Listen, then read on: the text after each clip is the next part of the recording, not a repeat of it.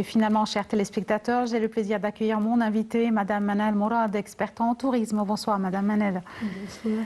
Madame Manel, on a des chiffres moribonds de pertes dans le secteur du tourisme, cette industrie du tourisme trop affectée par la propagation de la pandémie et surtout depuis le début de la pandémie. On ne parle pas seulement de son impact sur l'Égypte, mais on parle de son impact sur le niveau mondial avec des chiffres enregistrés il y a peut-être en fin 2020 par l'Organisation mondiale du tourisme et également l'Organisation internationale du travail. Écoutez, c'est quand même un peu, c'est une crise qui a atteint le monde entier, comme vous venez de dire. Cette pandémie, elle a attaqué tout le secteur dans le monde, le secteur de tourisme, le secteur économique. Et savez-vous que le tourisme est très accordé par rapport et coordonné, il y a une coordination avec d'autres industries comme l'alimentation, comme le tissage, figurez-vous, aussi les autres industries minimes, maintes secteurs. Et c'est vrai que nous avons des chiffres incroyablement tristes, si j'ose le dire. C'est le mot, je cherchais un vocabulaire, un vocable pour désigner qu'est-ce qui se passe. Vous avez 1,3 milliard de dollars de pertes dans le secteur global, dans le monde entier. La France qui recevait 80 millions de touristes, plus que ces autochtones. Vous savez, ils sont de 64 millions seulement. Donc aujourd'hui, que dalle, rien, pas de tourisme. Vous avez l'Europe qui recule d'une façon très intense, l'Asie, l'Afrique, le monde entier, l'Amérique notamment. Mais il y a quelques pays qui sont beaucoup plus ouverts que d'autres par rapport à leur système, leurs instructions au niveau d'hygiène. Quel pays? Comme la Turquie, comme l'Ukraine, mais vraiment quelques tout petits pays qui tolèrent le tourisme d'une façon plus que d'autres. Ou qui facilite, si j'ose le dire. Mais est-ce qu'un pays comme la Turquie facilite les mesures préventives contre le coronavirus, mais aussi c'est pour sauver l'économie de la Turquie? Exactement. Vous savez donc pour des fins économiques pour le pays, non pas en priorité la santé, par exemple. Comme, je ne compare pas à l'Égypte, mais il y a des pays européens qui mettent en priorité la santé des touristes ou des citoyens même.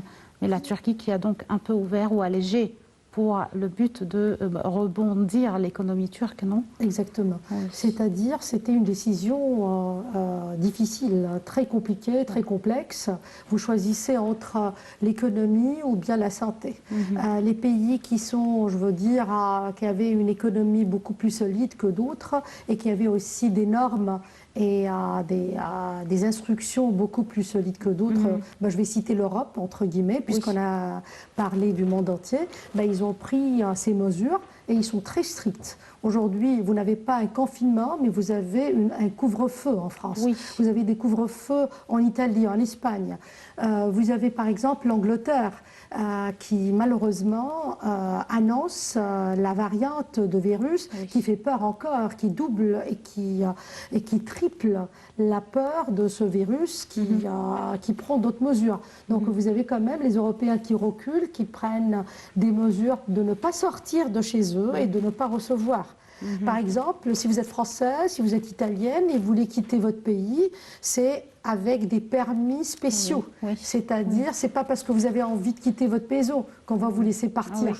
C'est très très strict. Donc on peut en conclure, Madame Manel, que aussi le secteur du tourisme est des pays les plus riches sent également la pression de l'impact négatif de cette pandémie du coronavirus. Évidemment. Mais vous avez par exemple un continent comme l'Amérique qui a fonctionné autrement. Il a dépendu, comme l'Égypte notamment, à ce qu'on appelle le tourisme intérieur. Ils ont pris des mesures d'hygiène. Ce sont des pays sur le plan hygiénique, sur le plan clean. Destination clean, et l'Égypte aussi, et notamment, est considérée comme une destination clean actuellement. Donc, ils ont pris des mesures d'espaces sociaux, etc. 25% d'occupation dans les hôtels ou dans les restaurations. Toutes les mesures que vous avez entendues aussi, qu'on avait pris ici, notamment. L'Amérique l'avaient fait et ils ont un certain pourcentage de tourisme intérieur. Oui, d'accord. Si on laissait un peu de côté l'impact du coronavirus sur le plan mondial, je parle de l'Égypte. L'Égypte a également, selon les dernières déclarations, non seulement du ministre des Antiquités, Khaled Anani, mais aussi le porte-parole de la présidence qui a chiffré un nombre également choquant pour le tourisme en Égypte, qui a été fortement également touché par la pandémie du Covid-19. Permettez-moi tout d'abord, Neia, de vous parler de ce secteur. Ce secteur, le tourisme, est une source incroyable pour l'Égypte. C'était considéré comme la troisième source d'économie. Par rapport à notre PIB, si vous permettez, il était considéré comme 12% de revenus intérieurs. C'est-à-dire, dans les années 2009-2010, le tourisme était une source de recevoir pas seulement devises extérieures, ce qui est notamment très important pour l'Égypte, mais aussi 18 milliards de dollars par an. Donc ces 18 milliards de dollars, on avait des années qui se sont succédées à cause des événements de notre printemps arabe, soi-disant printemps, mais moi je l'appelle le cauchemar arabe, comme vous m'avez entendu plusieurs reprises, ça nous a quand même étouffés, étranglés totalement au niveau du tourisme. Il y avait quelques pays pendant ces années successives qui ont interdit la destination Égypte pour une raison politique ou économique ou autre. Et puis l'Égypte, quand elle avait repris son élan dans les années 2016-2017, on avait quand même un revenu de 4,8 millions de dollars, ce qui était relativement agréablement accepté. Ensuite, 2018-2019, c'était quand même un chiffre extraordinaire. 9,8 millions de touristes et avec un revenu de 18 milliards. Aujourd'hui, ça a chuté terriblement.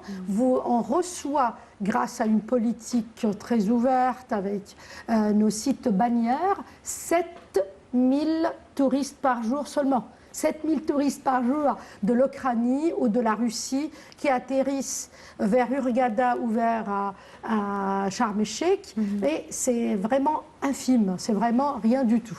Oui, tout à fait.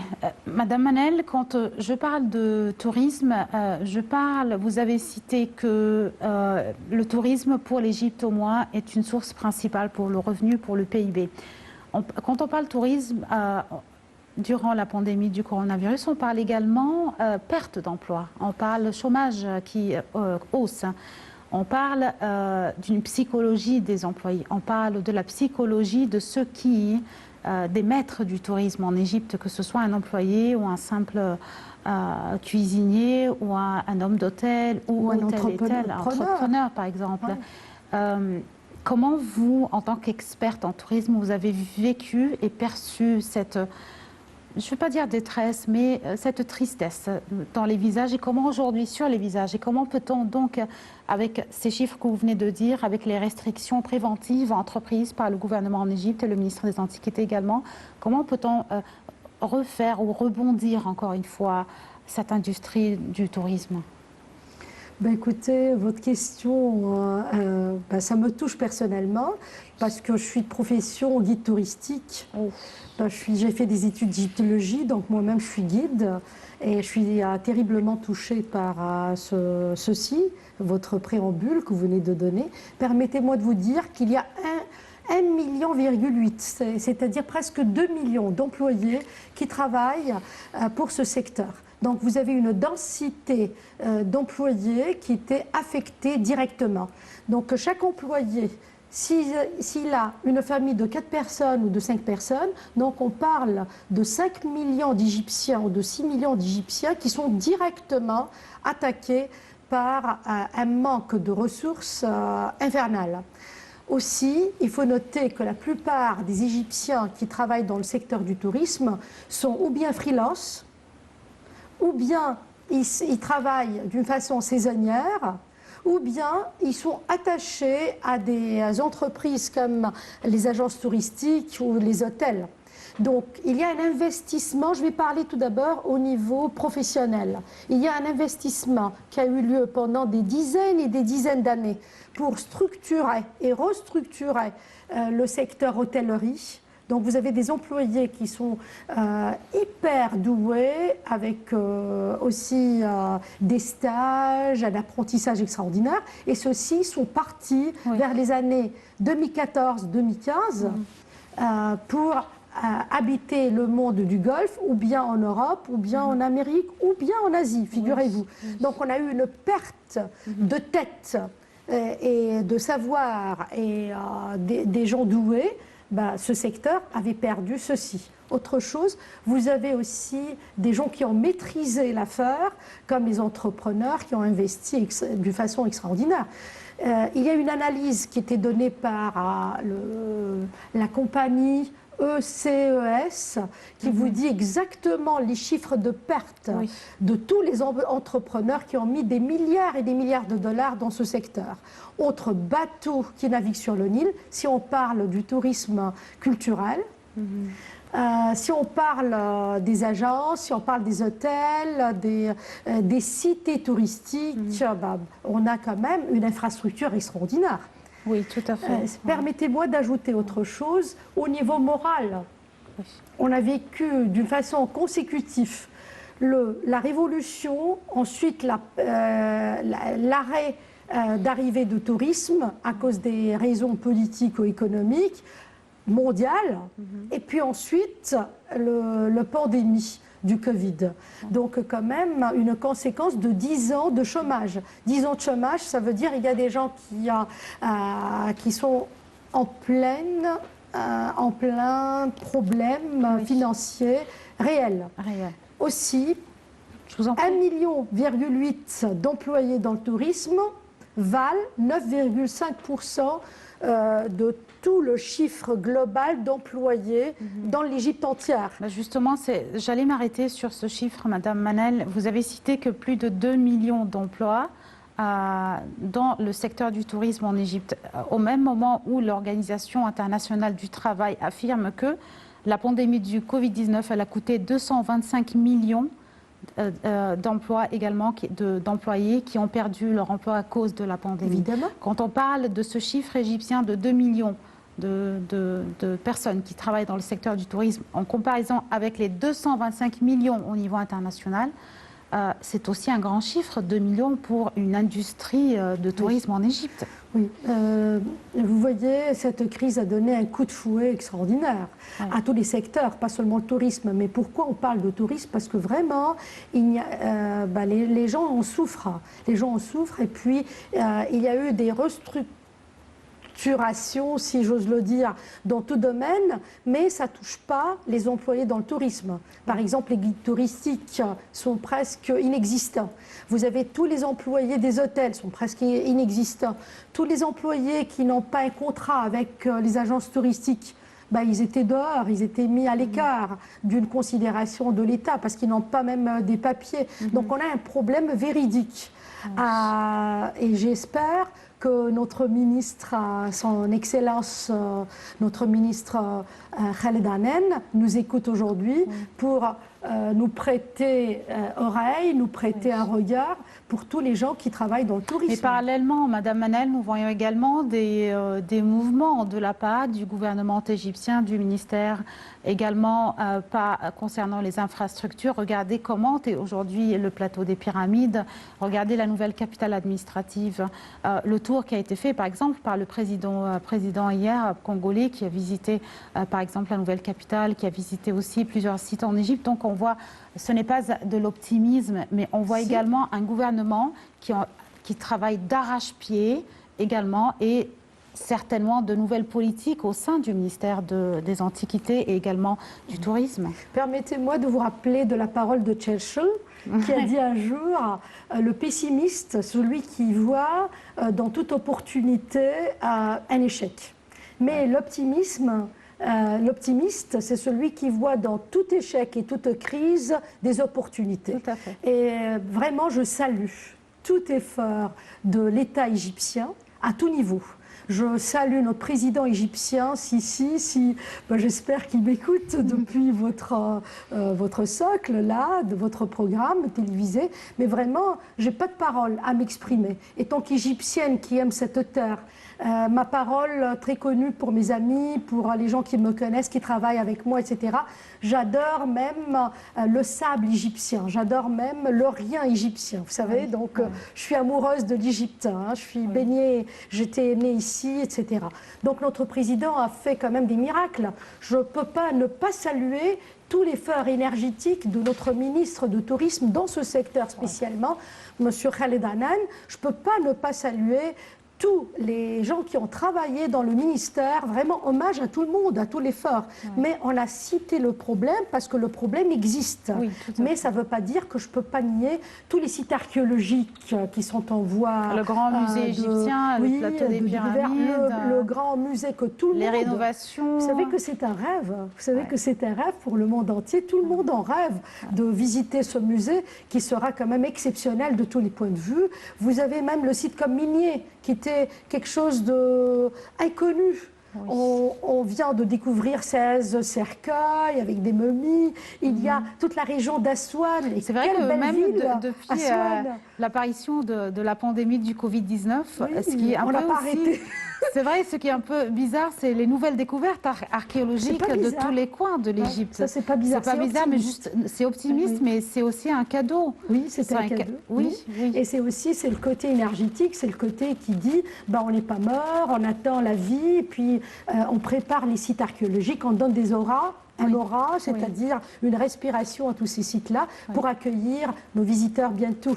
On n'a jamais renoncé ou bien laissé ou délaissé quand même le but. Le but, c'est d'être à la hauteur du Nouvelle-Égypte.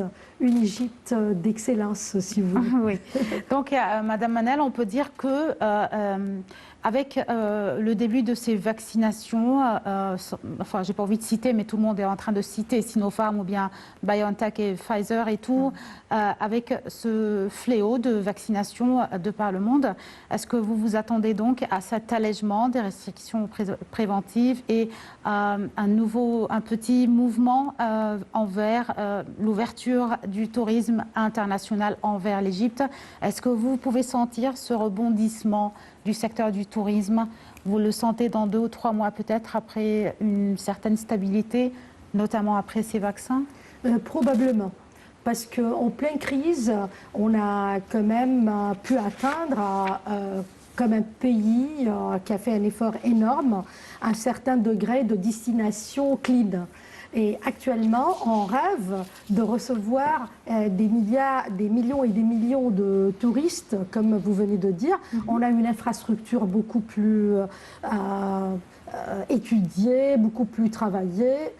Développée aussi. Oui. Il y a des mesures d'hygiène qui sont maintenant strictes, si vous voulez. Et puis avec le vaccin, probablement, il y aura des sorties. Nous, on attend les sorties. Voilà. C'est-à-dire les gens doivent sortir de chez eux pour qu'on les reçoive. Mais sinon, l'Égypte aussi. Vous savez que si vous voulez faire un PCR, étant que touriste actuellement, on vient jusqu'à chez vous, on vient jusqu'à l'hôtel, ou bien vous allez dans les hôpitaux. Ça se fait d'une façon extraordinaire. Les facilités, elles sont présentées, oui, tout à fait. On va parler donc, après ce compte rendu, on va parler du tourisme intérieur aussi, cette politique au sein du ministère. Oui, d'accord. On va s'arrêter, chers téléspectateurs, quelques instants pour suivre un commentaire toujours préparé par notre collègue Sarah Al-Mahrabi et lu par notre récit de Nawal Al-Hadari et une déclaration du porte-parole de la présidence, l'ambassadeur Bassam Radi, qui a affirmé qu'aucun cas de Covid-19 n'a été détecté parmi les touristes en Égypte ces 3 derniers mois. L'ambassadeur Bassam Radi a affirmé que le président Abdel Fattah al-Sisi accorde une attention particulière au secteur touristique et aux citoyens égyptiens. La pandémie était un test surprise pour les secteurs publics, mais l'Égypte a réussi à faire face à cette crise. Regardons ensemble, suivant les explications. On en parlera de suite avec Madame Manal Mourad, qui est très optimiste quant au secteur du tourisme.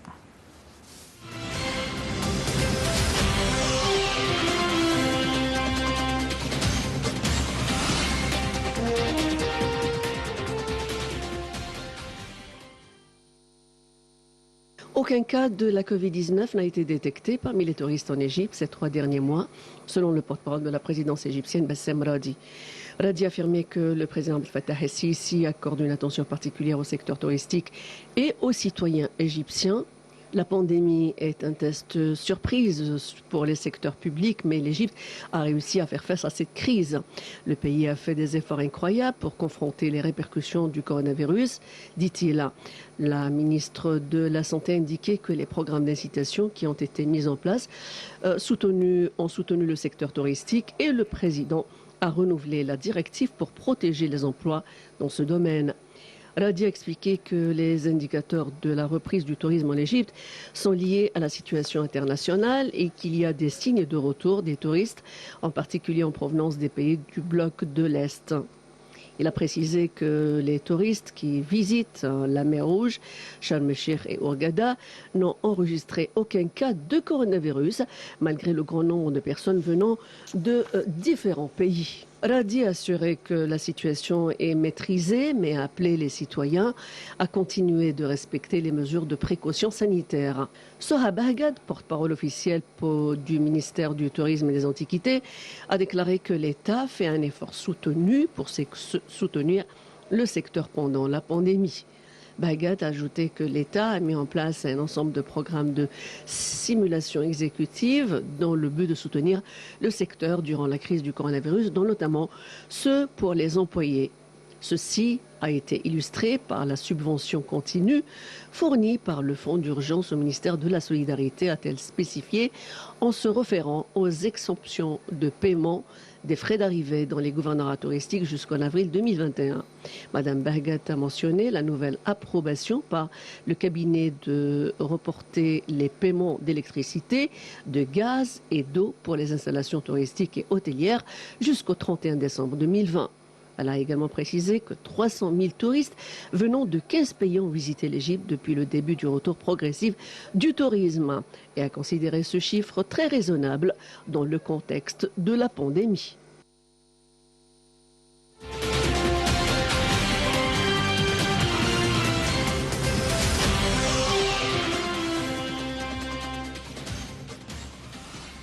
Et toujours avec vous, chers téléspectateurs, Madame Manel, experte en tourisme.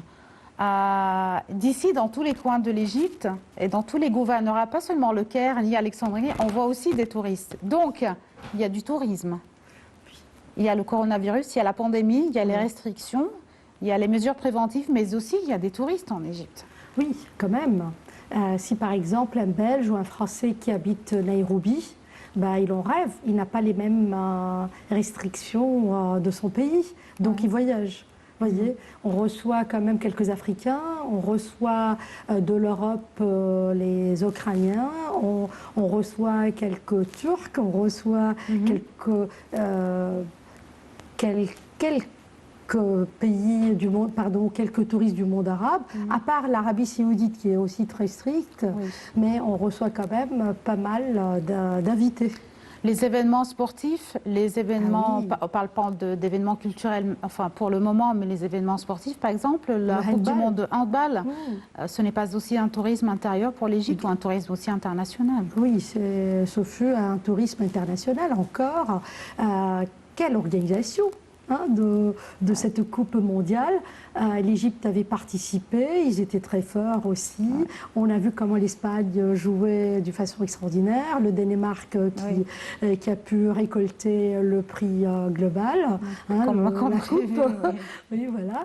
Et quand même, il y avait dans les alentours de cette Coupe quand même du tourisme. Oui. Exactement. Donc il y a quelques pays qui arrivent pour des raisons ou d'autres à rêver l'Égypte. Parce que l'Égypte, c'est une destination de rêve. Oui, mais les réseaux sociaux également, Madame Manel, ils ont facilité aussi comment suivre les derniers événements en Égypte, les dernières politiques, les dernières mesures entreprises par le gouvernement. Vous avez raison, Neya. Vous vous rappelez, il y a un an, tout le monde était confiné, même nous, et on regardait toutes ces découvertes depuis la télévision, depuis le YouTube, et tout le monde m'appelait, même de la France ou de la Belgique ou même du Canada, pour me dire, mais vraiment, vous exportez l'espérance, mais vraiment, vous nous envoyez un peu l'envie de vivre encore, parce qu'il y a des gens, il y a des Européens qui étaient confinés dans 20 mètres carrés. Il y avait des gens, surtout dans les grands les capitaux, excusez-moi, du monde entier, ben, ils n'ont pas de quoi vivre, ils n'ont pas des jardins tous, ils n'ont pas vraiment une cour à sortir. Donc c'était la télévision ou bien le YouTube. Et en plus, on faisait rêver le monde avec un savoir extraordinaire. Vous savez, la page aussi de notre ministère, notre ministre du Tourisme, une page extraordinaire avec un travail vraiment hommage à tous les gens qui ont travaillé là-dessus. Madame Manal, pourquoi l'Égypte gardera et garde toujours ce secret, cet amour des touristes? Je vais vous dire un mot que c'est pas moi qui l'ai inventé, c'est un égyptologue américain qui s'appelle Bristed. Il a dit ici sur cette terre, la conscience humaine a eu lieu. Donc ça vous explique peut-être et ça vous répond à votre question. Ici en Égypte, la conscience humaine a eu lieu.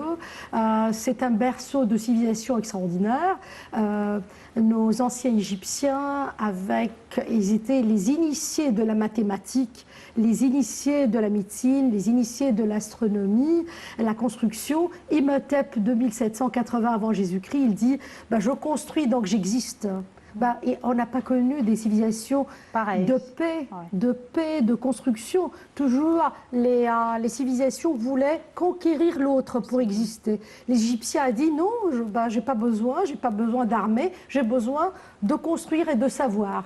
Donc vous avez la connaissance, vous avez aussi l'immortalité. Ça, c'est écrit dans le livre des Mœurs, le livre ancien des anciens Égyptiens. Donc quand même, c'est une terre qui embrasse cette connaissance extraordinaire. C'est dans nos gènes, nous les humains, on sait que ce sont nos arrière-arrière-grands-parents. On veut voir le berceau de l'humanité, quoi. D'accord. Je reviens encore une fois aux pays touchés par le tourisme. À part l'Égypte, je parle des pays riches, surtout, Madame Manal. Je parle, est-ce qu'on peut percevoir cette grande baisse de PIB parmi ces pays les plus riches au sein de l'Union européenne, surtout avec l'arrivée des vaccins et tout, est-ce que vous pensez que ces pays vont garder le même taux d'économie assez élevé, ces pays développés? Je ne fais pas de comparaison, bien sûr, mais... Écoutez, je crois qu'ils sont en train d'étudier ces mesures de chute, de crise violente, et ils prennent leurs précautions économiquement parlé pour d'autres productions, mais ils sont conscients quand même qu'ils ont perdu une source extraordinaire, notamment les pays de tourisme comme l'Espagne, la France, l'Italie, même les Pays-Bas. Beaucoup de pays prennent d'autres mesures pour... retrouver un certain élan. Et je suis d'accord avec vous, quand même le vaccin va quand même protéger l'affaire, on espère. Oui, va nous libérer. J'aime bien ce mot parce qu'on n'est pas libéré actuellement. D'accord. On va s'arrêter dans ce contexte. Oui. On s'arrête également, puisque dans ce contexte, Madame Manel, je parle également, chers téléspectateurs, d'une des déclarations, ou plutôt, une déclaration concernant l'Europe où la Commission de Bruxelles a manifesté son ouverture à une utilisation sous condition des vaccins russes et chinois. Ça, c'est l'Union européenne et en même temps, on enregistre plus de 600 000 décès du Covid-19 depuis le début de la pandémie en Amérique latine et aux Caraïbes. Caraïbes également, c'est une destination touristique très hausse. Voyons donc ce compte rendu avec plus de détails. Et je vais m'arrêter avec Madame Manel concernant je veux plus d'explications, les conditions imposées par la Commission à Bruxelles pour les vaccins russes et chinois. Compte rendu et de suite, Nawal Hadari et Sarah Al-Maghrabi, et je reviens avec Madame Manel.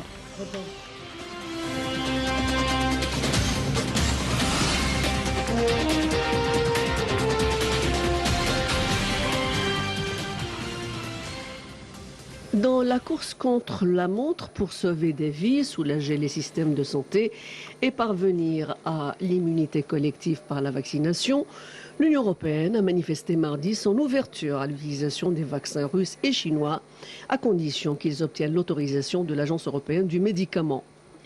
Au total, au moins 101 317 005 injections de vaccins ont été réalisées dans au moins 77 pays ou territoires, selon un décompte effectué mardi. Les 40 000 premières doses de Sputnik V sont arrivées mardi en Hongrie, Premier pays de l'Union européenne à l'avoir autorisé sans attendre que l'Agence européenne des médicaments se prononce. Outre la Russie, ce vaccin a été homologué dans 16 pays d'ex-républiques soviétiques restées proches, comme le Bélarus et l'Arménie, des alliés comme le Venezuela et l'Iran, mais aussi la Corée du Sud, l'Argentine, l'Algérie, la Tunisie ou le Pakistan.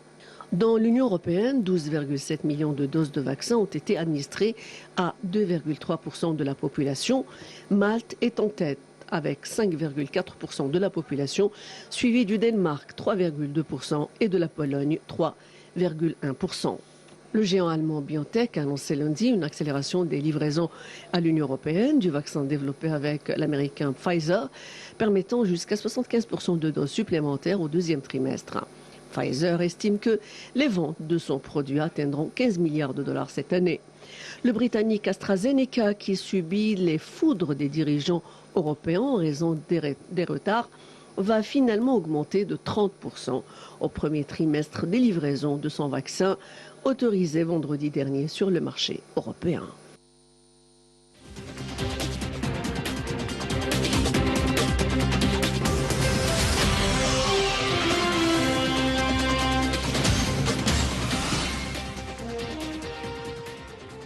Je reviens avec mon invitée, Madame Manal Mourad, experte en tourisme. Madame Manal, on parlait juste, ce compte rendu, ou ce commentaire nous parlait de décision de la Commission de Bruxelles pour l'ouverture, mais sous condition, des vaccins chinois et russes. Je parle de l'Union européenne, je parle de l'Allemagne, surtout un pays qui a refusé de se soumettre aux conditions de l'Organisation mondiale de la santé concernant les mesures ou même les vaccins. Est-ce que vous avez quelques informations en ce sens? Oui, avec plaisir.